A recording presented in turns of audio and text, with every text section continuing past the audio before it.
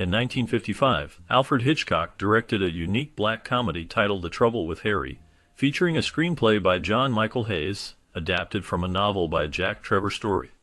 The film showcases a talented cast, including Edmund Gwenn, John Forsythe, Mildred Natwick, Jerry Mathers, and Shirley MacLaine, who made her film debut in this production. During the filming, MacLaine's striking presence and shapely figure became a focal point, leading to moments that demanded her attention and adjustments on set. The character she portrayed added a layer of charm and complexity to the story, which revolves around the peculiar circumstances surrounding a dead body in a small town. As the plot unfolds, the interactions between the characters reveal a blend of humor and intrigue, with MacLaine's performance standing out as she navigated the challenges of her first major role. Her ability to balance comedic timing with genuine emotion contributed significantly to the film's appeal, making it a memorable entry in Hitchcock's filmography. The production itself was marked by a light-hearted yet macabre tone, reflecting the director's signature style, while allowing MacLaine to shine in her early career. The film's exploration of life, death, and the absurdity of human nature resonated with audiences, setting the stage for MacLaine's future successes in Hollywood. In the film world, Jerry Mathers is best known for his role as Beaver in the classic television series Leave It to Beaver. His appearance in the film is notable, although he is barely recognizable due to his young age at the time. The movie was released in September 1955, a period when Mathers was just beginning to make a name for himself in the entertainment industry. The film's release marked an important moment in his early career, showcasing his talent to a wider audience. Years later, in 1984, the film was re-released after Universal Pictures acquired the distribution rights. This re-release allowed a new generation to experience the charm of the film and the youthful energy of Mathers. His role in the film, while small, contributed to the foundation of his career, leading to his iconic status as Beaver. The journey from that early role to his later success illustrates the lasting impact of childhood performances in shaping an actor's legacy. Alfred Hitchcock is well known for making a cameo appearance in each of his films, adding a unique touch to his storytelling. In The Trouble with Harry, his cameo is particularly elusive, making it a fun challenge for viewers to spot him. The film is set against the backdrop of a picturesque Vermont countryside, where the action unfolds during a summer-filled autumn. This setting provides a beautiful contrast to the film's darkly comedic themes. The vibrant colors of the leaves and the serene landscapes create a visually stunning experience. Complementing this visual beauty is the score by Bernard Herrmann, which enhances the film's tone. Herrmann's music adds depth and emotion, perfectly capturing the quirky and whimsical nature of the story. The combination of Hitchcock's subtle presence, the enchanting scenery, and the evocative score creates a rich atmosphere that draws the audience into the film's unique world. The careful balance of humor and melancholy in this setting makes The Trouble with Harry a memorable entry in Hitchcock's filmography. In a small Vermont town, a well-dressed deceased man named Harry Werp is discovered lying in a meadow. The local captain, Albert Wiles, believes he may have accidentally shot Harry while out hunting rabbits. In a moment of panic, Captain Wiles decides to hide the body, hoping to avoid any trouble. As he grapples with his decision, he witnesses several townsfolk stumbling upon Harry's body. Among them are Ivy Gravely and Jennifer Rogers, who display an unsettling indifference or even happiness regarding Harry's death. Their reactions raise questions about the nature of their relationship with the deceased. As the story unfolds, a struggling artist named Sam Marlowe becomes entangled in the mystery surrounding Harry's demise. Sam's involvement leads to various revelations about the characters and their connections to Harry. The interactions between Captain Wiles, Ivy, Jennifer, and Sam create a complex web of intrigue, revealing hidden motives and unexpected alliances. Each character's response to Harry's death adds depth to the narrative, exploring themes of morality, guilt, and the human condition.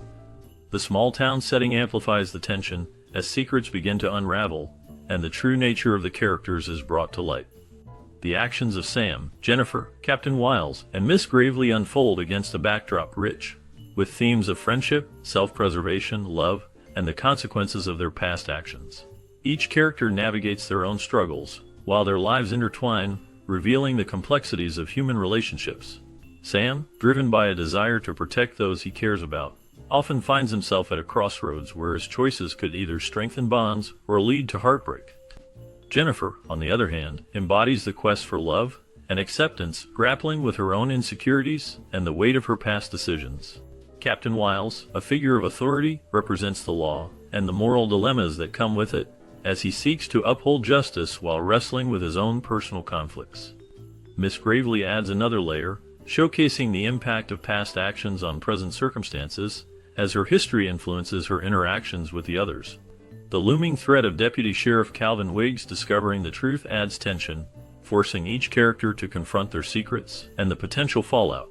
This interplay of motives and themes creates a rich narrative tapestry, highlighting the delicate balance between loyalty and self-interest, love and fear, as they all strive to navigate their intertwined fates.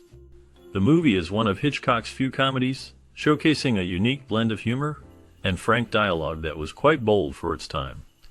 One notable moment includes a character expressing a desire to paint a nude portrait, which was considered explicit for the 1950s. This daring approach to dialogue set the film apart from many of its contemporaries.